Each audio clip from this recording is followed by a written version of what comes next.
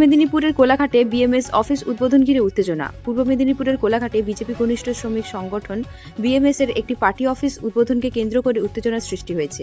সামাজিক মাধ্যমে প্রচারিত তথ্য অনুযায়ী রাজ্য বিএমএস সেক্রেটারি দেবাশিস ভট্টাচার্য সহ একাধিক নেতাকে মারধর করা হয় এবং জোর করে গাড়িতে তুলে নিয়ে যাওয়ার চেষ্টা করা হয় বলে অভিযোগ উঠেছে। স্থানীয় সূত্রের দাবি, পুলিশ অপর একটি গোষ্ঠীর 3 জন বিএমএস নেতাকে আটক করেছে।